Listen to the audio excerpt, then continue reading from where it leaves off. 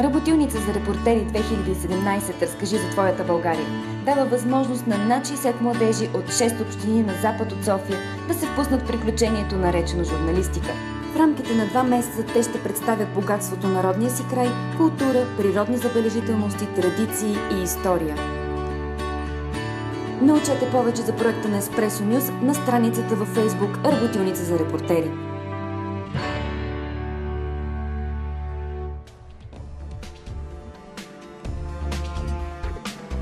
Деси Василева и Димитър Бързаков, добре дошли в студиото на Медиите Он Ер. Здравейте. Стоите за този симпатичен проект, който за втора година кара децата да изпробват себе си в журналистиката, в творческото писане, да си изпробват себе си и в реална ситуация с реални задачи. Жури от журналисти, между които и аз имам честа за втора поредна година, всъщност ще определят победителите и тази година. Може би първо Деси да разкаже малко повече за това докъде стигна проекта в момента. Аз първо да благодаря на теб, че отново ни подкрепяш, тъй като е изключително мотивиращо за децата такива личности, които те познават от телевизионния екран, именно те да дават препоръки на тях, защото може би си видяла и видеото с Василена, в което тя казва, че това е била една от най-големите мотивации. Василена е водителката от миналата година от изданието. Другата мотивация за тях е това, че публикуваме техните авторски материали и те самите виждат своя труд на страниците на Еспресо Нюз, което много ги радва. Искам да кажа, че тази година има повече деца. Интересното е, че се включиха много малки. И то момченца, което също така много ме изненада. Чудесно, защото професията страда от липса на мъже. Този път има много. Има момчета дори от 8 клас. По принцип проектът е за ученици от 9 до 12 с цел кариерно консултиране. За да могат децата на тази възраст да преценят дали това е тяхното. Ако искат да се занимават в сферата на журналистиката, пиара, дори маркетинга, изцяло комуникациите, ние им даваме възможност те да опитат на практика и да видят какво е, за да може да вземат своето решение, кандидатствайки в висше учебно заведение. Това, което ме изненада наистина е, че се включиха много малки и то момченца, но пък те пишат невероятно. Тази година 62 деца се включиха в Работилница за репортери. Това са деца, ученици от общините на запад от София, да уточним. Точно така. Като почти във всяка задача пишат, тъй като условието не е задължително да пишат всеки път, тъй като децата, които се включват обикновено са амбициозни, те се включват в различни видове инициативи, в извънкласни занимания и са изключително заети. Но това е нещо, което аз виждам, че им харесва, защото те пишат с емоция. Денонощно чета техни материали. Вечер, преди да легна, има неща, които, тъй като ние ги караме да разказват за своя роден край. Тази година темата е "Разкажи за твоята България" и искаме да покажем природни, културни, исторически забележителности, да популяризираме нашия район и всичко красиво в него. Защото има какво да се види, определено, но е слабо познато, за съжаление. И ето, чрез тази инициатива не само децата ще могат да се включат, а и ще покажете на света какво има на запад от София. Думата давам на Димитър Бързаков, който е креатив директор на 360 Креатив. И тук е в компанията на тази симпатична камера, за която аз лично много му завиждам. Разкажи ни малко повече защо ти се включваш в този проект и какво ще направиш с това устройство. Всъщност идеята е, че тази 360 камера, това е 360 камера, така наречена, с нея децата ще могат да заснемат едни много интересни неща, които са самите 360 материали въобще като такива, са нещо много ново, нещо от което горе-долу около 1 година, в смисъл така развито. И това, което ще дадем като допълнително нещо на децата е, освен това, че те ще могат да пишат, да снимат за въпросите за забележителност и за всичките неща, които искат да ни покажат, те ще могат да заснемат това нещо в 360 градусово видео в един workshop, който ще проведем с тях, което съответно след това всички ще могат да видят. Самата камера всъщност представлява, това са 6 камери, всяка една от които снима в различна посока. По този начин ни дава възможността ние да, когато гледаме едно видео в 360 градуса, да го гледаме в каквато гледна точка ние си искаме, т.е. в каквато посока ние искаме да гледаме като зрител.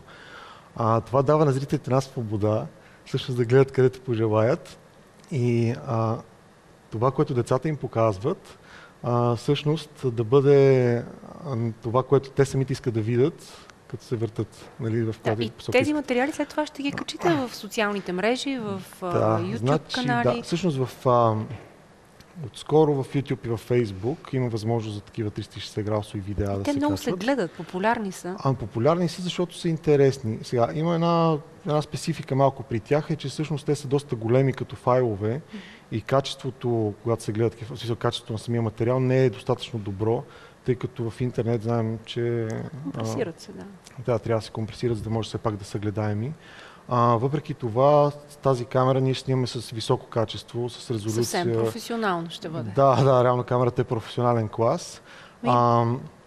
С висока резолюция ще снимаме, така че да може все пак, който има възможност, нали, и бърза интернет връзка, да може да ги види в цялата им красота. На всички тези места да ви... Аз мисля, че кадри от тази камера или от дрон са включени в следващото видео, което ще помоля колегите да ни покажат. От дрон, това са кадри от дрон. Миналогодишната победителка разказва с няколко думи. Ние редуцирахме, разбира се, видеото, защото тя беше много емоционална и дълга. В 1 минута да видим миналогодишната победителка. Здравейте, казвам се Василена Сайчева и съм победителят от пилотното издание на Работилница за репортери. Завърших своето образование в професионална гимназия Велизар Пеев в град Своге с профил бизнес администрация. Работилницата дава една страхотна възможност на нас, младите, да се сблъскаме отблизо с истинската същност на професията журналист. Започнахме с писане на есета, след това репортажи, прессъобщения. Имахме задача да изготвим интервю. Моето интервю беше с кметът на община Своге, Мил Иванов. И научих нещо много важно за нашия град, че в градът има план да се направи спортна зала за младите таланти в град Своге. Едни страхотни професионалисти, като Дони Каризова, Максим Майер, Ива Дойчинова, проверяваха нашите творби. Благодарение на своя летен стаж в медията, аз успях да науча много повече за 6 общини на запад от София. Съветът ми към новите участници е да бъдат упорити, защото когато си упорит, ти можеш да постигнеш всичко, да бъдат целеустремени, да вършат добре работата си и да вложат малко повече усилие. И това ще бъде едно страхотно изживяване за нас, да четем и да разбираме нови неща за България, за места, на които никога не сме били, но след което може да посетим.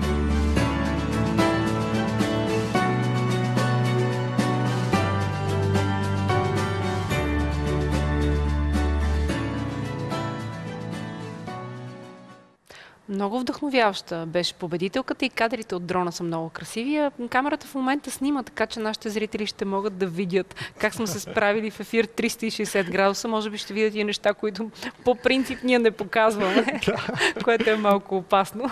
Може да ги цензурираме, ще решим. Да, добре. Аз за такъв вид цензура съм за.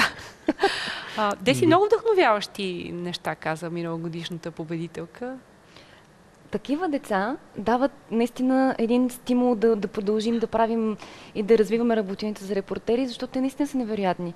Текстовете са им невероятни. Василена беше страхотна, тя се представи наистина много добре миналата година и сега това видео подозирам, че и то мотивира много деца да се запишат в тази годишното издание, но това, което е интересното и за което Митко разказа, ние за първи път в България ще направим 360 видеорепортаж. Такова нещо до момента не е правено. А другото, което е интересно, че всъщност ние ще го направим заедно с децата по техен сценарий. Защото в задачите, които им даваме тази година, те трябва да пишат за своя роден край, за природата. Имаме много, много хубави материали, които разказват за Вазовата пътека, паметникът Дядо Йоцогледа, Неделишкия манастир, Разбойшкия манастир, който е вграден в скалите. Много красиви места, за които ние искаме да ги покажем в най-красивата им форма. Една страна това са емоционалните разкази на децата, защото те го разказват наистина от сърце. Наистина, аз чета техните материали, с такъв плам пишат за родния си град, за различни събития, които се случвали там, че аз се радвам, че такива млади хора винаги, когато има емоция, това винаги се усеща. Да. И ние лавим на тази емоция в децата и показваме на целия свят. Мисъл, ние сме отворени, всичко, което се публикува при нас. Това, което много ме радва е, че всъщност и от национални медии препубликуват нашите материали, тези на децата. Другото, което е... Позовават ли се на кого са? Да, което е важно и аз радвам сега за което. Другото, което освен емоциите на децата, ние ще покажем и чрез тези видеа, които, нали, чрез виртуална реалност, ние ще пренесем хората на място. Това ще бъде направено по сценарии на децата, заедно с тях те ще разказват. Например, виждате водопад с какля, детето разказва за него подробности и всъщност вие слагате очилата и се пренасяте там на място и виждате всичко около вас, което ще бъде наистина много интересно, което ще покажем на второто издание на събитието Добрият пример на запад от София. Там ще бъдат изградени такива специални щандове за всяка една от общините. И ще могат да се използват тези специални очила. Да. Точно така. А отделно видеята ще могат да се гледат и без такива специални очила. Тоест, всеки ще може всеки ще може да ги гледа в интернет. Това става на компютър, примерно, като се върти с мишката самото видео, в което искаме посока, или с таблет или телефон, на принципа на Google Street View, т.е. може да се разглежда, нали, където... Да. Това може да се използва и в училищата, защото е страхотно зарибяващо за всички деца да научат повече за историята чрез новите технологии, а не чрез скучните разкази, които са публикувани в учебника. Нещо, което е много важно всъщност, което се замисляме, че реално технологията като такава, 360 градусова технология, сама по себе си в момента е в своя зародиш. Истината, че тя претърпява супер голямо развитие. В рамките на една година започне да се правят материали, които са много добри. Значи, примерно преди година, година и половина, нещата, които имаше в 360 видеоформат, нали, които може да се гледат в интернет, например, бяха изключително неща от типа на камерата е сложена някъде на някой площад, някакви хора минават. Което е, нали, окей, нали, т.е. за пръв път, когато виждаш такъв тип видео, ти е интересно, защото може да се огледаш напред-назад, да случват се някакви неща, но истината е, че няма никакъв смисъл в това видео. Тоест това не е нещо, което показва възможностите на технологията, но нищо повече. А сега вече ще си бъде като истински филм. Да, всъщност идеята е, че както примерно първите филми, които са били, например, един влак спира на една гара, нали, и хората са вау, нали, защото това просто е, нали, нещо, което не са виждали до момента, нали. Това беше ефект в началото, на когато излезе тази технология. В момента обаче вече до такава степен се развива и благодарение на интернет, всъщност за толкова кратко време, че вече са започнали в световен мащаб да се правят много сериозни продукции в 360 формат и ние всъщност искаме да сме част от това нещо и точно за това го правим. И с децата, с този хъс, който те имат, с това желание да покажат родния си край, нали, когато им предоставяме тази технология, и когато всъщност те посредством нея стигнат до хората по този специфичен и различен и атрактивен начин, наистина ще има веднъж ще имаме вау ефектът от самата технология, втори път вече ще имаме смисъл в самите видеа, защото реално хората ще получат информация, която те най-вероятно не са могли да намерят от друго място или по-скоро не им е била интересна, най-малкото, защото не е била представена до този момент. Добре, аз искам да видим сега едно обращение, т.е. част от обращението на евродепутата Ева Майдел, която всъщност тази година е подготвила голяма изненада за победителя. Да, така е. Много се радвам, че тя ни подкрепи. Тя ще бъде патрон на Работилница за репортери 2017. Хареса нашата идея, подкрепи я и ще заведе победителя в конкурса в Европарламента на посещение в Брюксел, където заедно с нея ще разгледат и детето ще има възможност след това да разкаже за своите впечатления.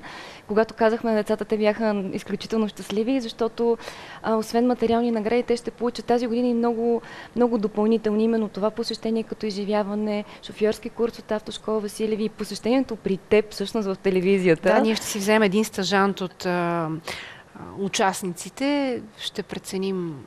Вчера бяха една родителска среща и те разказаха, тъй като те презентираха за нашето училище какви са преимуществата за кандидатстване след 7-ми клас и разказаха, че те всъщност участват в много конкурси и едно от които е Работилница за репортери, където може да участват в телевизията и бяха с такъв ентусиазъм го казаха, много се радват за тази награда. Радвам се, че говорят все по-често и за нас. Нека сега да видим обращението и ще коментираме след това.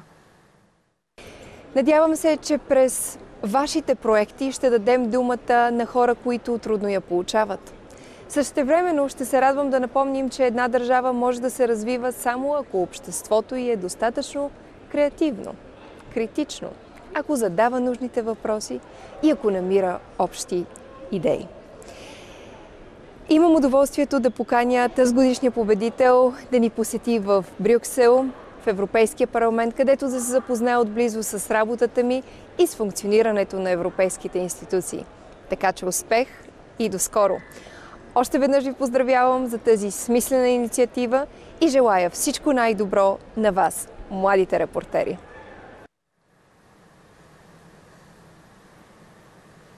Когато аз бях ученичка, нямаше такива неща. Никой не искаше да ни стимулира по такъв страхотен начин.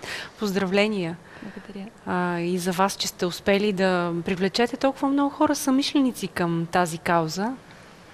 До кога децата могат да се борят за тази награда или къде да научат малко повече, до година да се подготвят?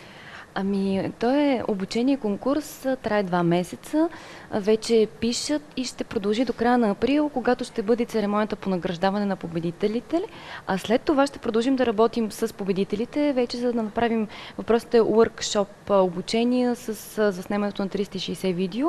Тогава ще бъдат заснети и тези репортажи и ще ги покажем на церемонията Добрият пример, която ще бъде в началото на юни.